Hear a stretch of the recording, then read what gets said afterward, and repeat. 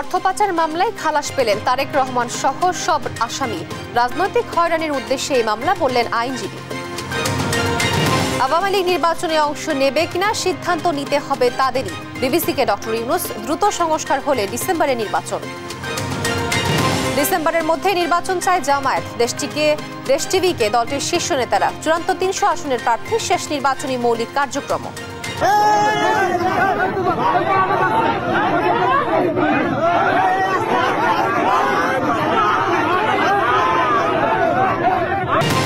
রাজধানীর বসুন্ধরায় বিশ্ববিদ্যালয়ের শিক্ষার্থীদের ওপর হামলা। ৩ জন ঢাকা মেডিকেলে।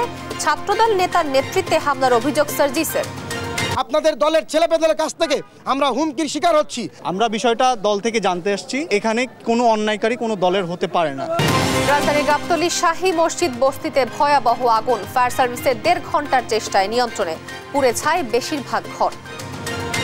ইসরায়েলি সব বন্দী মুক্তি দিতে হামাসকে চূড়ান্ত সতর্ক বার্তা ট্রাম্পের। কূটনৈতিক নিয়ম ভেঙে গোষ্ঠীটির সঙ্গে সাক্ষাৎ মার্কিন প্রশাসনের। এবং ওয়ানডে ক্রিকেট থেকে অবসরের ঘোষণা মুশফিকুর রহিমের। সামাজিক যোগাযোগ মাধ্যম ফেসবুক পোস্টে জানান সিদ্ধান্ত।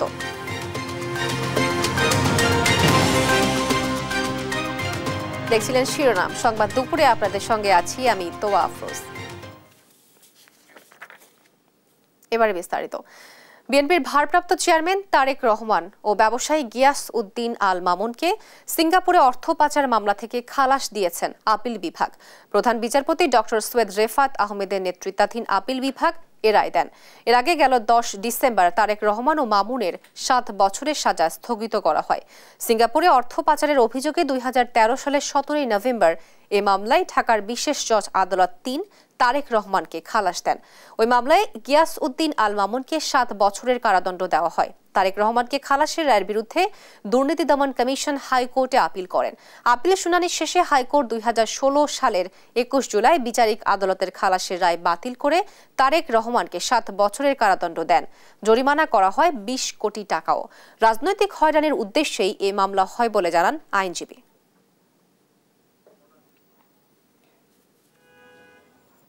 আজকে অ্যাপেলেট ডিভিশনের full court presided by honourable chief justice এবং উনি আমাদেরকে নির্দোষ সাব্যস্তে গিয়াসউদ্দিন আল মামুন সাহেবকে এই মামলায় খালাস দিয়েছেন।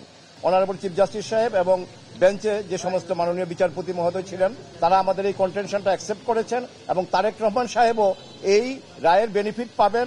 অর্থাৎ আমরা বলতে পারি যে উনিও এই মামলায় নির্দোষ সাব্যস্তে খালাস হয়েছেন। ২০০২ সালের একটা রিপিল্ড আইনে এই মামলাটা করা হয়েছিল এবং তারেক রহমান সাহেবের বিরুদ্ধে কোনো অভিযোগই নাই। ক্রেডিট কার্ডের মাধ্যমে টাকা খরচ করলে যে মানি লন্ডারিং হবে, that is an unheard of proposition in the legal arena. আগামী নির্বাচনে আওয়ামী লীগ অংশ নেবে কিনা তাদের দলীয় সিদ্ধান্ত বলে মন্তব্য করেছেন প্রধান উপদেষ্টা ডক্টর মোহাম্মদ ইউনূস। ব্রিটিশ গণমাধ্যম বিবিসির এক প্রতিবেদনে তথ্য জানান তিনি। বলেন, প্রত্যাশা অনুযায়ী দ্রুত সংস্কার কাজ সম্পন্ন করতে পারলে এবছর ডিসেম্বরেই নির্বাচন হতে পারে। প্রতিবেদনে আওয়ামী শাসনকে ভয়ঙ্কর টর্নেডোর সঙ্গে তুলনা করেন অন্তর্বর্তী সরকার প্রধান। মোহাম্মদ সাকিবের রিপোর্ট। প্রধান উপদেষ্টার সরকারি বাসভবনে ব্রিটিশ সংবাদ মাধ্যম বিবিসিকে দেয়া এক সাক্ষাৎকারে সংস্কার ও নির্বাচন সহ একাধিক বিষয়ে কথা বলেন প্রধান উপদেষ্টা ডক্টর ইউনূস। সংবাদ মাধ্যমটির অনলাইন সংস্করণে উঠে আসে তার বক্তব্য। প্রতিবেদনে ২০২৪-এ হাসিনা সরকারের পতনের পর নতুন সরকারের দায়িত্ব নেয়ার প্রস্তাব তার জন্য চমকপ্রদ ছিল বলে উল্লেখ করে তিনি বলেন, সরকার পরিচালনার কোনো পূর্ব অভিজ্ঞতা না থাকায় পরিস্থিতি বুঝে কাজ করতে হয়েছিল। দেশে আইন শৃঙ্খলা পুনরুদ্ধার করা এবং অর্থনীতি ঢেলে সাজানোই ছিল অগ্রাধিকার। নির্বাচন ও সংস্কার নিয়ে প্রধান উপদেষ্টা বলেন, তার সরকার কত দ্রুত সংস্কার করতে পারে তার উপর নির্বাচনের সময়সীমা নির্ভর করছে।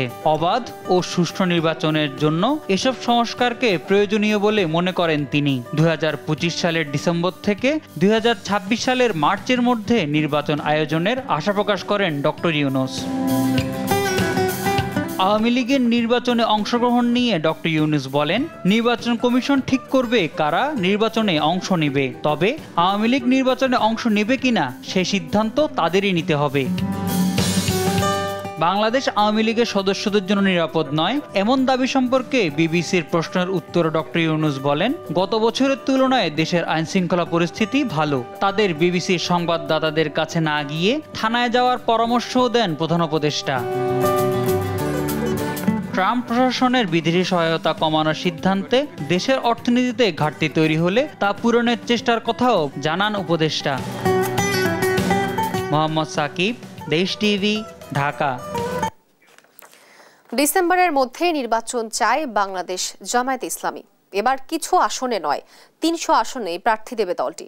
এর মধ্যে প্রার্থী তালিকাও চূড়ান্ত করেছে তারা। তবে জোট করলে কিছু আসনে শরিকদের ছাড় দেবে জামায়াত। নির্বাচনী কার্যক্রমের মৌলিক কাজও ইতোমধ্যে শেষ করেছে তারা। জাতীয় নির্বাচন নিয়ে দেশ টিভিকে এসব জানান জামায়াতের শীর্ষ নেতারা। জান্নাতুল মোহনার বিশেষ প্রতিবেদন।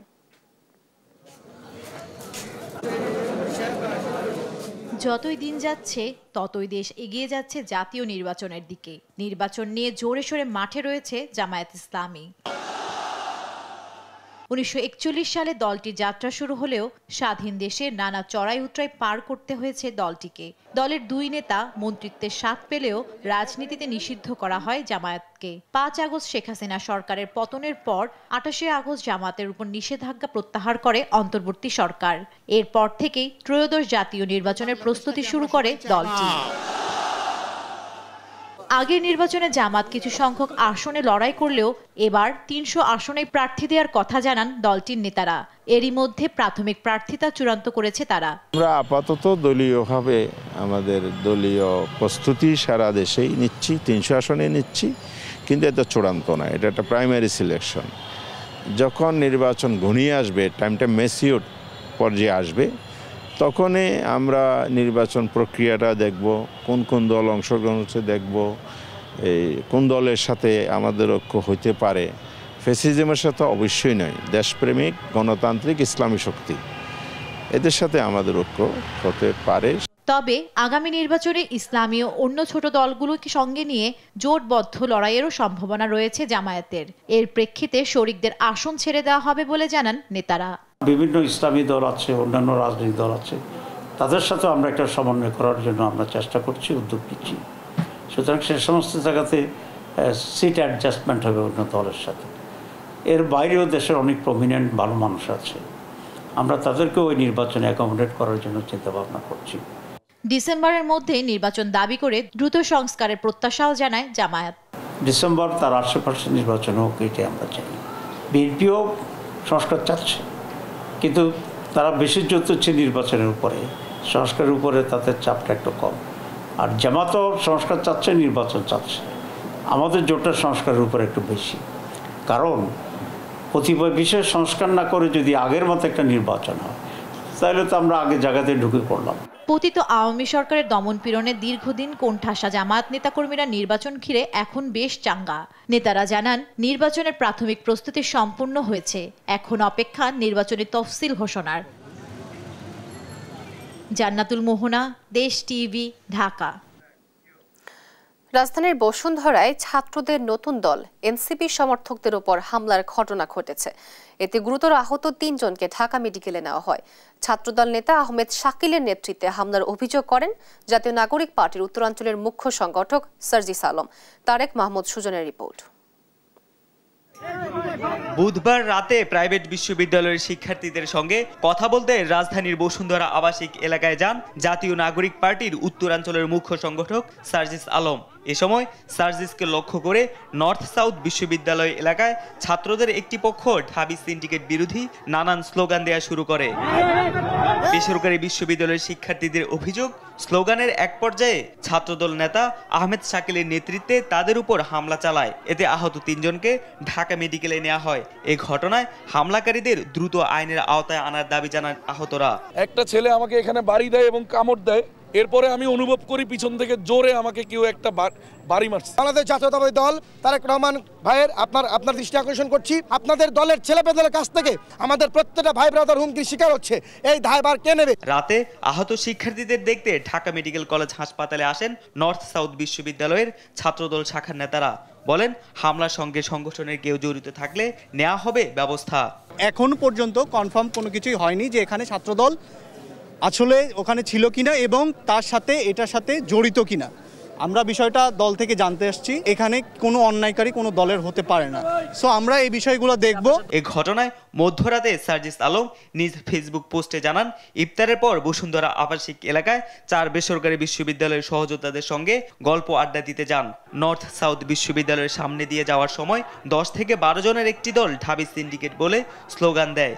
এ সময় তার সঙ্গে থাকা বেসরকারি বিশ্ববিদ্যালয়ের শিক্ষার্থীদের উপর ছাত্রদল নেতা আহমেদ শাকিলের নেতৃত্বে ধারালো অস্ত্র দিয়ে হামলা চালায় বলে অভিযোগ করেন সার্জিস আলম। এই ঘটনায় ভাটারা থানায় অভিযোগ করতে গেলে পুলিশ অভিযোগ নিতে অস্বীকৃতি জানায় বলে জানান বেসরকারি বিশ্ববিদ্যালয়ের শিক্ষার্থীরা। ছাত্রদল ছেলেমেয়েরা বলতেছিল যে যদি মামলা নেয় তাহলে ওরা নাকি এখানে বিক্ষোভ মিছিল করবে, ওরা এখানে অবরোধ করবে। তখন আমাদের যে ছেলেপেলেগুলো ছিল তাদেরকে ওরা থ্রেট দেওয়া শুরু করছে, এমনকি আমাকেও থ্রেট দেওয়া হয়েছে। ভাটারা থানার ওসি সে তো কোনো ধরনের মামলা নেয় নাই, সেখানে যে প্রধান আসামি আহমেদ শাকিল সে ওখানে ছিল উপস্থিত। যদিও উভয় পক্ষের অভিযোগ নেওয়ার কথা জানান ভাটারা থানার ভারপ্রাপ্ত কর্মকর্তা। অবশ্যই অভিযোগ গ্রহণ করা হয়েছে, দুই পক্ষে অভিযোগ করেছে, ওই তো হাতাহাতি ধাক্কাধাক্কি কিলাকিলি হয়েছে। তারেক মাহমুদ সুজন, দেশ টিভি, ঢাকা। রাজধানীর গাবতলীতে শাহী মসজিদ বস্তিতে লাগা আগুন নিয়ন্ত্রণে এসেছে। ফায়ার সার্ভিসের 8টি ইউনিটের প্রায় 1.5 ঘন্টার চেষ্টায় আগুন নিয়ন্ত্রণে আসে। বুধবার দিবাগত রাত 3টার দিকে এই আগুন লাগে। ফায়ার সার্ভিস জানায় রাত 3টা 8 মিনিটে আগুন লাগার খবর পায় ফায়ার সার্ভিস। এরপর ফায়ার সার্ভিসের 8টি ইউনিট আগুন নিয়ন্ত্রণে কাজ করে। পরে ভোর 4টা 36 মিনিটের দিকে আগুন নিয়ন্ত্রণে আনে ফায়ার সার্ভিস। এখন পর্যন্ত হতাহতের কোনো খবর পাওয়া যায়নি। আগুন লাগার কারণ নিশ্চিত করতে পারেনি ফায়ার সার্ভিস।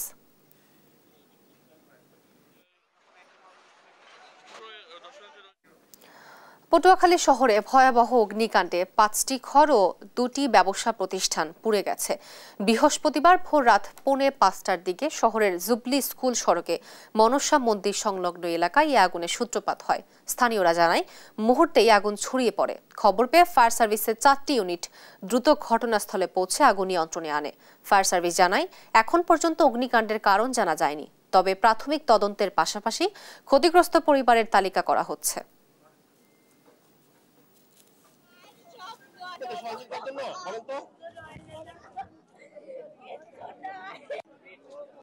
ল্যাপটপ গেছে, সার্টিফিকেট গেছে, সোনার জিনিস গেছে, পাসপোর্ট গেছে, টাকা আছে।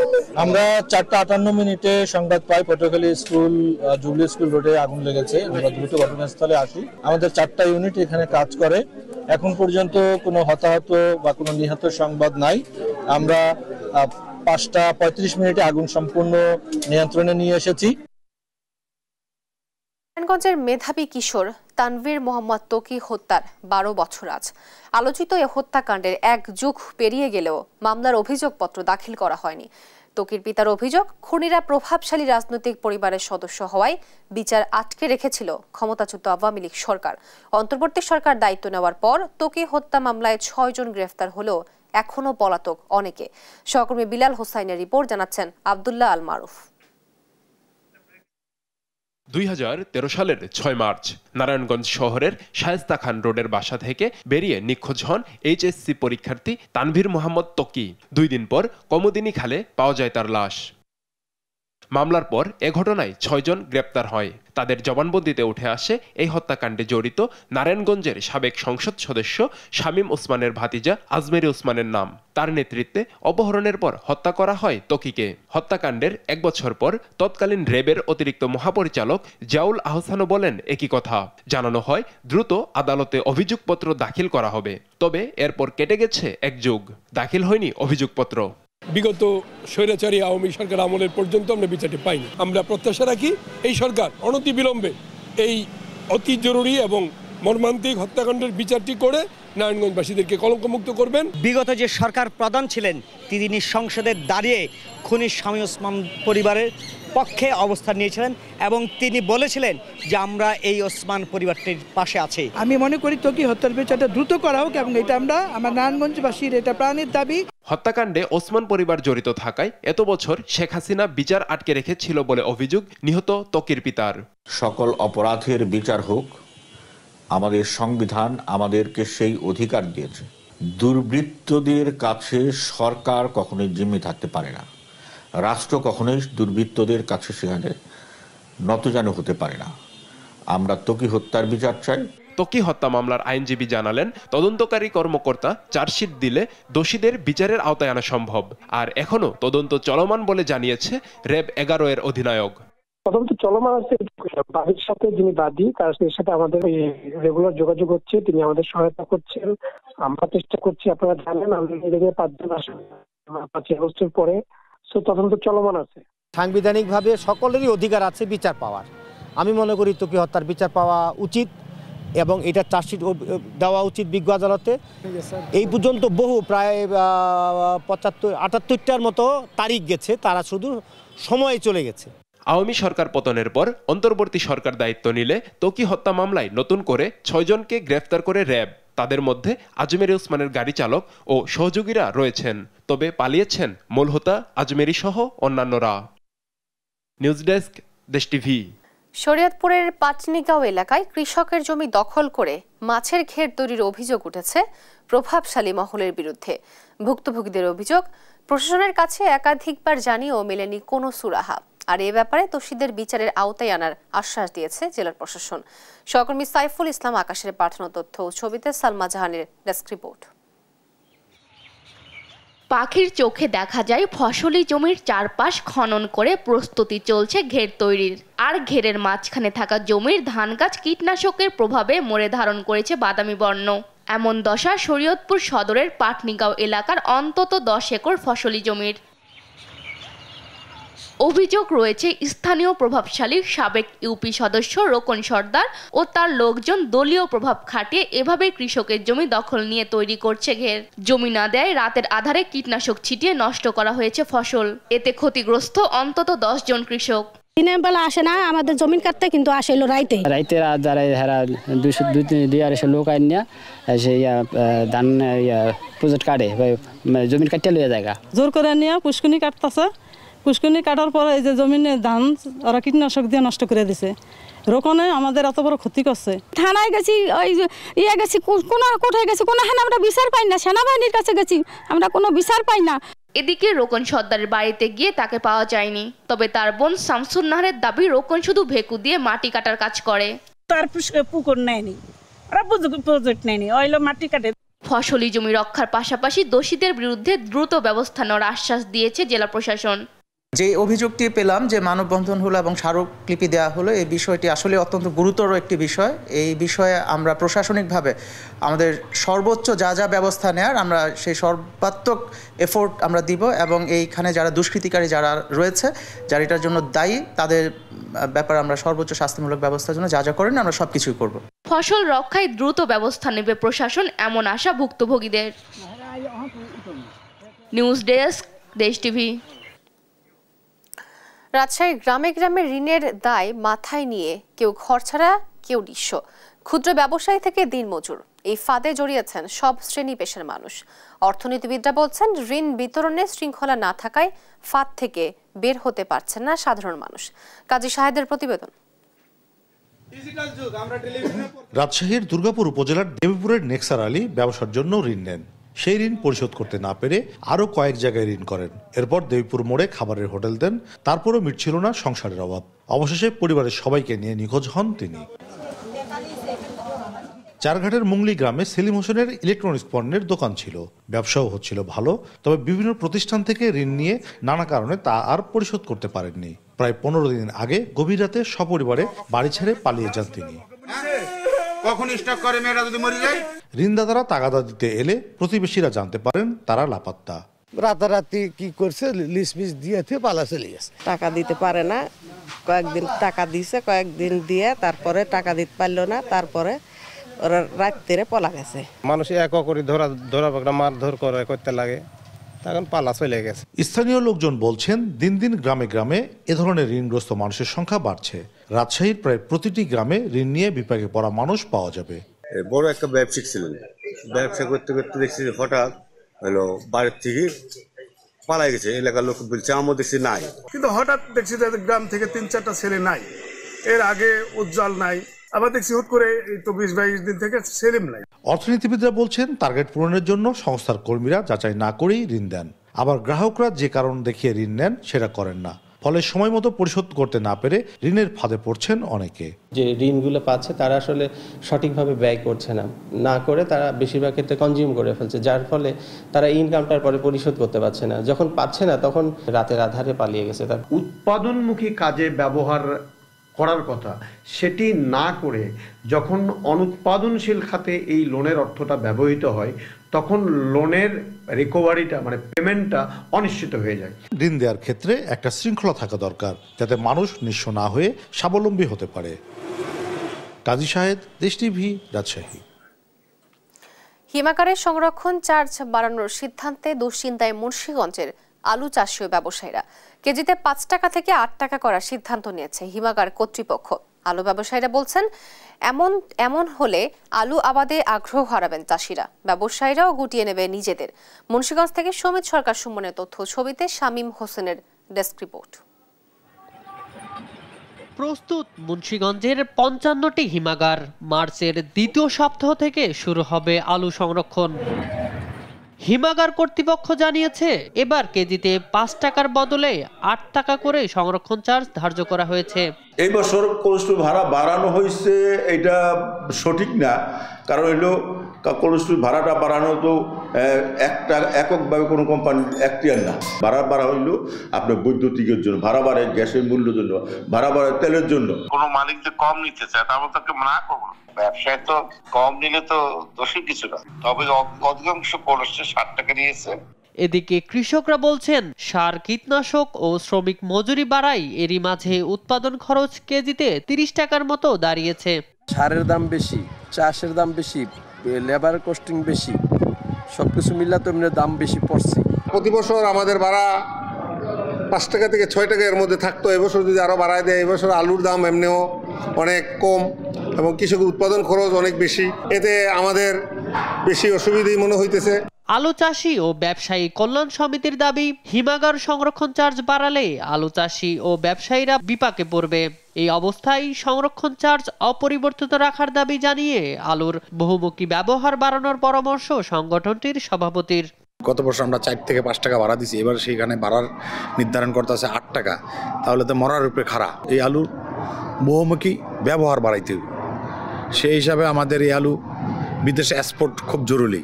আলুর ন্যায্য মূল্য নিশ্চিতে সরকারিভাবে আলু ক্রয় করে সংরক্ষণের প্রস্তাব মন্ত্রণালয়ে পাঠানো হয়েছে বলে জানিয়েছে স্থানীয় কৃষি সম্প্রসারণ অধিদপ্তর। আমরা একটা প্রস্তাবনা ইতিমধ্যে মন্ত্রণালয়ে প্রেরণ করেছি। আমরা বলছি যে সরকারিভাবে আসলে কিছু আলু কিনে যদি সংরক্ষণ করে রাখা যেত, তাহলে বাজারের উপরে আসলে একটা ভালো প্রভাব পড়তো, কৃষকরাও ন্যায্য মূল্য পেত এবং ভবিষ্যতে বাজার নিয়ন্ত্রণ করা সহজ হতো। চলতি বছর মুন্সিগঞ্জে 34,758 হেক্টর জমিতে আলু আবাদ হয়েছে, যেখানে লক্ষ্যমাত্রা ধরা হয়েছে 10.5 লাখ টন। নিউজ ডেস্ক, দেশ টিভি। নোয়াখালী জেলার সোনাইমুড়ি উপজেলায় অবস্থিত বাংলার মুসলিম সভ্যতার এক অনন্য নিদর্শন বজরা শাহী মসজিদ। মোগল জমিদার আমানুল্লাহ 1741 খ্রিস্টাব্দে নির্মাণ করেন মসজিদটি। এতে প্রায় 2000-এর বেশি মুসল্লি একসঙ্গে নামাজ আদায় করতে পারেন। বিরল এই স্থাপত্য নিয়ে সহকর্মী মাওলা সুজনের তথ্য ও ছবিতে নুসরাত শোভার রিপোর্ট। বজরা শাহী মসজিদ নোয়াখালী জেলা শহর থেকে প্রায় 20 কিলোমিটার উত্তরে সোনাইমুড়ি উপজেলায় অবস্থিত এই মসজিদ বাংলার মুসলিম সভ্যতার এক অনন্য নিদর্শন। দিল্লির বিখ্যাত শাহী জামে মসজিদের অনুকরণে মোগল জমিদার আমানুল্লাহ 1741 খ্রিস্টাব্দে নির্মাণ করেন মসজিদটি। মসজিদের চারপাশ প্রাচীর দিয়ে ঘেরা আয়তাকার মসজিদটি উত্তর দক্ষিণে লম্বা, দৈর্ঘ্য প্রায় 116 ফুট, প্রস্থ 74 ফুট। মসজিদের প্রবেশ করার পথ পূর্ব দিকে, প্রবেশের জন্য রয়েছে 3টি ধনুকাকৃতির দরজা। মসজিদের সম্মুখেই সুশোভিত 3টি গম্বুজ, পুরো মসজিদটি মোজাইক দিয়ে সজ্জিত। পূর্বে 3টি, উত্তরে ও দক্ষিণে 1টি করে মোট 5টি ছোট ছোট দরজা রয়েছে, তবে মসজিদটিতে কোনো জানালা নেই। মসজিদের পশ্চিম দেয়ালে রয়েছে অত্যন্ত কারুকার্যময় 3টি মেহরাব, 4 কোণে 4টি সুন্দর মিনার এর সৌন্দর্যকে বাড়িয়ে দিয়েছে। ঐতিহাসিক এই মসজিদ ঘুরতে ও নামাজ আদায় করতে দূর দূরান্ত থেকে ছুটে আসেন নানান শ্রেণী পেশার মানুষ। পুরা বাংলার বৃহত্তর অঞ্চল দূর দূরান্ত থেকে বিভিন্ন মুসল্লিয়ানে কেরাম এই মসজিদে আসে। বিশেষত জুমার দিন এই মসজিদে প্রায় 2,500 থেকে 3,000 মুসল্লি আলহামদুলিল্লাহ এখানে সমাগত হয়। নারী পুরুষ সবাই এখানে নামাজ পড়ার জন্য আসে এবং এই মসজিদে এত সুন্দর যে আপনারা আসলে অবশ্যই একটু দেখতে পারেন মসজিদে আসলে কিরকম সৌন্দর্য কারুকার্যে ভরপুর। দূর দূরান্ত থেকে অনেক মানুষ এখানে নামাজ আদায় করার জন্য আসে, নিজেদের অনেক মনের আকাঙ্ক্ষা পূরণ হবে ওই উদ্দেশ্যে মসজিদে আসে। মসজিদটিতে প্রায় 2,000-এর বেশি মুসল্লি একসঙ্গে নামাজ আদায় করতে পারেন। মূল মসজিদটিকে ঠিক রেখে পাশে আরও একটি মসজিদ নির্মাণ করা হয়েছে, যার নিচতলায় মহিলারা এবং দ্বিতীয় তলায় পুরুষরা নামাজ আদায় করেন। নিউজ ডেস্ক, দেশ টিভি।